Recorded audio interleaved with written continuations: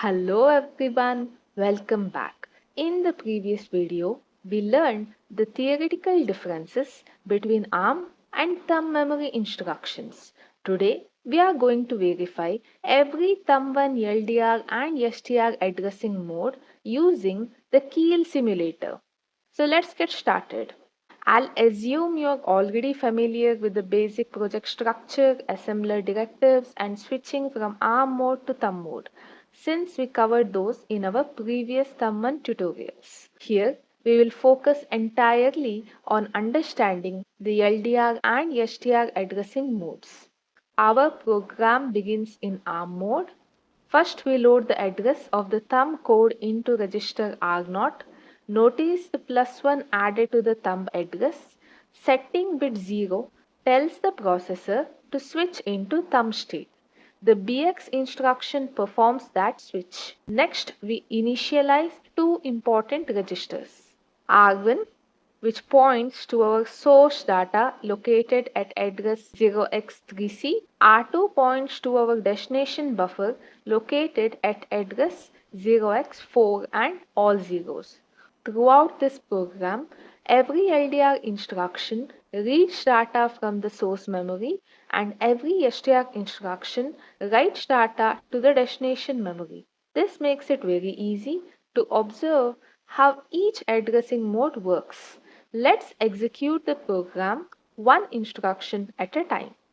The simplest addressing mode is register indirect addressing. Here, the processor uses the address stored in R1 directly.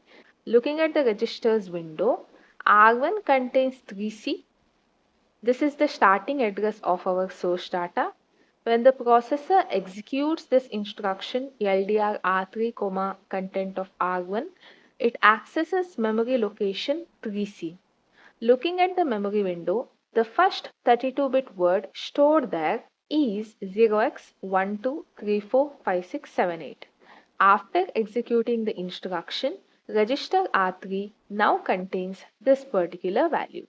The next instruction we have is store R3, content of R2. This instruction stores this value, that is 0x12345678, into the destination address pointed to by register R2.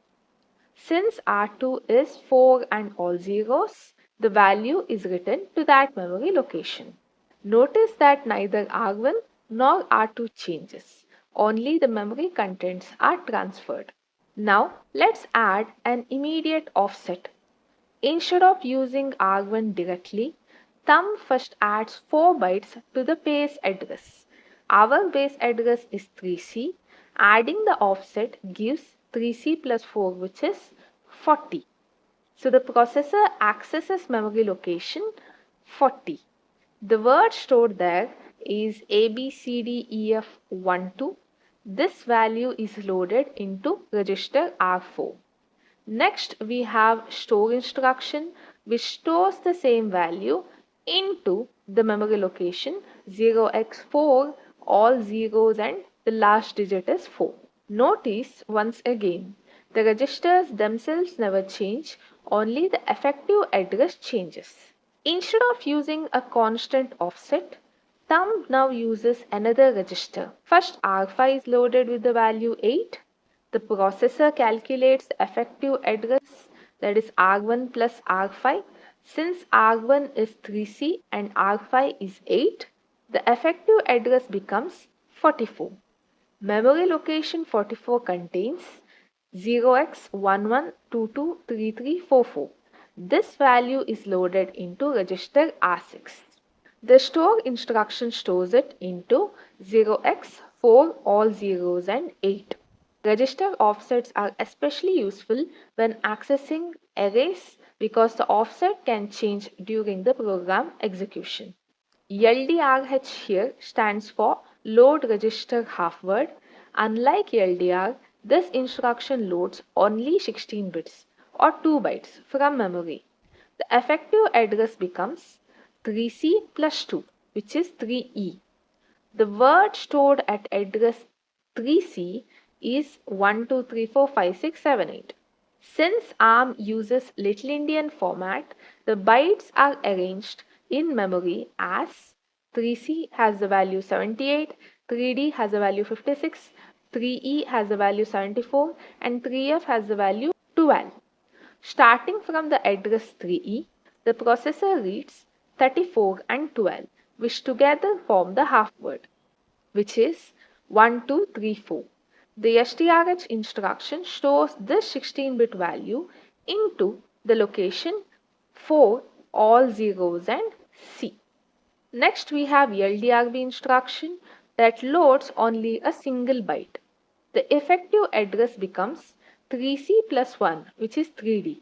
At address 3D, the stored byte is 56. Only this single byte is loaded into register R0. The upper 24 bits are automatically cleared. Finally, the byte is stored into the location 4, all zeros and last digit being E. So far, every addressing mode has used R1 as the base register.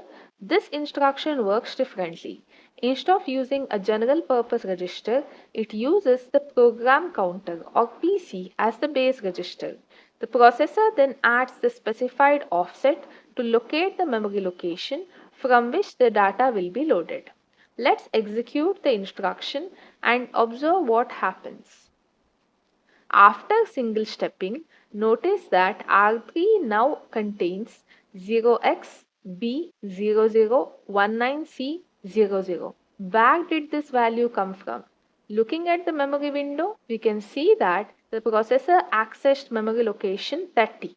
So this instruction has simply loaded the contents of memory location 30 into register R3. The next instruction stores this value into the destination buffer. Since R2 equal to 4 and all zeros, the destination address becomes, because 16 in hexadecimal is 10. Our desired data has been stored successfully. You might now be wondering, why did the processor access memory location at 30? Why wasn't it 2E or 32? Answering that requires understanding the thumb pipeline, the program counter during execution, and PC alignment. We'll explore that in detail in the next video. Finally, let's look at the stack pointer relative addressing. First, we load the value 55 into R0. Next, the stack pointer is decreased by 4 bytes, creating space on the stack. The STR instruction stores 55 at the new stack location. Immediately afterwards, the LDR instruction reads the same value back into R4. Finally, the stack pointer is restored to its original value. This is exactly how local variables are temporarily stored inside functions. But there's still one fascinating question left unanswered. How exactly did LDR R3, content of PC, #8 calculate the memory location 30? In the next video, we'll trace this instruction step by step inside the Keil debugger, understand the thumb pipeline, calculate the program counter during execution, and see why the processor accesses 30 instead of the address many beginners expect.